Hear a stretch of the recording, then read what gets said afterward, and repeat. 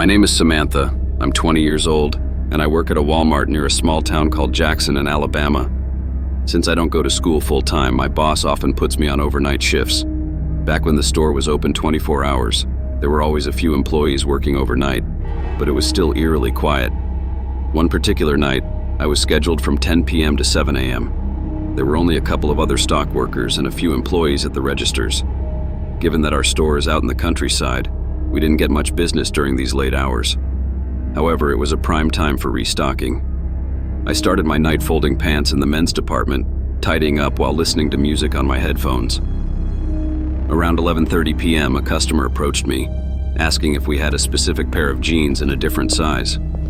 I told him that whatever was on the rack was all we had. He thanked me and walked away. As he placed the jeans back, we made brief eye contact. It was awkward, but I shrugged it off. Time passed and the store started to feel deserted.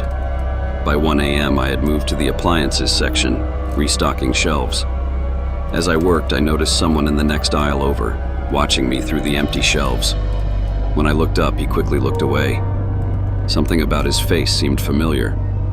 I stepped closer and realized it was the same customer from earlier. How had he been in the store for this long without buying anything? I felt uneasy but tried to ignore it. After finishing in appliances, I took my empty cart to the back and stayed in the employee lounge for a bit, trying to shake the feeling that I was being watched. When I returned to work, I decided to switch to grocery stocking to be in a different part of the store. I went into the dairy cooler to restock milk and yogurt, checking expiration dates as I worked. The loud hum of the refrigerators filled the air, until the cooler door burst open. Through a gap in the stacked boxes, I saw him. The same man. My heart pounded. He wasn't supposed to be back here. No customer was. I quickly ducked behind a large box of eggs, pressing myself into the shadows. The sound of the refrigerators covered any noise I made. I stayed hidden for what felt like an eternity. Then I dared to peek out. He was standing right there, smiling at me. I screamed. His smile disappeared as he lunged forward, trying to silence me with his hand. I shoved the box of eggs into him, sending them crashing to the floor. As he looked down, momentarily distracted, I bolted past him and ran for help. I found another stock worker, Bob, and frantically explained what had happened. Before I could say more, the man from the cooler walked up to us, completely calm. He claimed he was from corporate, checking on employees to make sure they weren't slacking off. Bob seemed to believe him, but I wasn't buying it. I asked why he had tried to cover my mouth.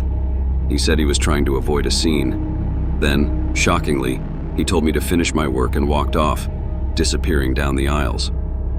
The next day, I called my manager, Margaret, and asked if corporate had sent someone named Tom. She told me there was no corporate visit scheduled, especially not at 2 a.m. When they checked the security footage, it confirmed what I already knew.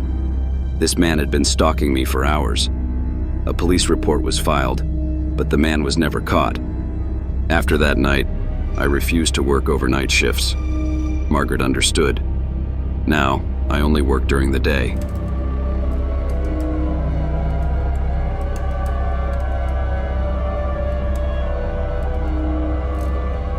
I've worked at Walmart for almost 5 years, mostly in stocking and inventory management.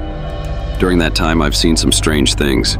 Shoplifters, weird customers, even the occasional wild animal sneaking in. But nothing compares to the night I discovered an aisle that didn't exist. It was a slow Tuesday night, around 2 a.m., and I was working alone in the back near the storage area. One of my tasks was to restock some of the seasonal items, which were always kept in aisle 17. When I went to retrieve them, I realized I couldn't find the aisle. At first, I assumed I was just tired. Maybe I had miscounted. But I walked up and down the store 3 times. There was no aisle 17. Where it should have been was just a solid wall, like it had never been there at all. Confused, I pulled out my scanner and checked the system. The inventory log still showed aisle 17, stocked with Halloween decorations. But physically, it wasn't there. I walked over to the night manager, Mike, and asked him about it. His reaction sent chills down my spine.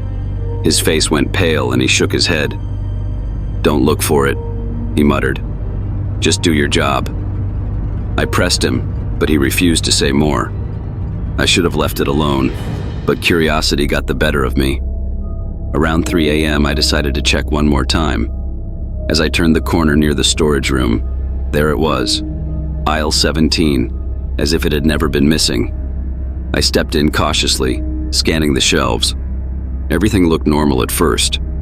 Then I noticed the dust. Despite the seasonal section being stocked regularly, everything in aisle 17 was covered in thick dust. Some of the items were outdated, things we hadn't sold in years. The deeper I walked, the more I noticed an overwhelming silence. No store music, no hum from the lights. Just stillness. Then I heard it. A whisper. I spun around, but no one was there. My chest tightened as the whispering grew louder, turning into an eerie chorus of voices. The lights flickered, and I turned to run, only to find that the aisle entrance was gone. My heart pounded as I sprinted forward, weaving through the shelves, searching for an exit.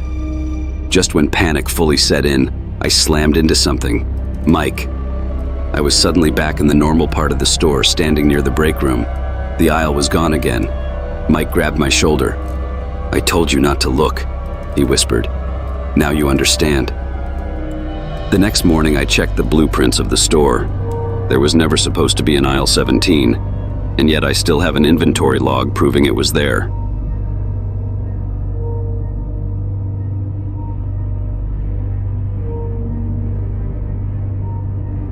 Walmart's clothing department has always creeped me out.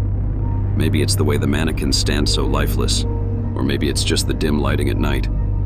Either way, I always hated being assigned to tidy up that section. One night during an overnight shift, I was folding shirts near the entrance when I heard a soft tapping sound. At first I ignored it, but then I saw movement from the corner of my eye. One of the mannequins had shifted. I was sure of it. It had been facing the aisle, but now it was turned toward me. I told myself I was imagining things. I forced myself to keep working, folding shirts with slightly shaky hands. But then the tapping sound came again, this time from a different part of the department. I turned around slowly. Another mannequin had moved. Its head was now tilted slightly, as if watching me. A chill ran down my spine. I tried to convince myself that maybe another worker had adjusted it, but I was alone. Then I saw it. A hand twitched. I froze. My breath hitched in my throat. The mannequin closest to me. Its fingers had curled just slightly, like it was about to grab something. I took a slow step backward, my pulse hammering. Then another. I kept my eyes on the figures, not daring to blink. And then, one of them took a step forward. That was all I needed. I bolted out of the clothing section, nearly tripping over a display. I ran to the security desk, breathless and pale. The guard on duty, an older man named Carl, raised an eyebrow at me. "Let me guess," he said, sighing. "The mannequins?" I nodded, still gasping for air. He rubbed his temple and muttered, "Yeah, they do that sometimes." I never worked the clothing section again.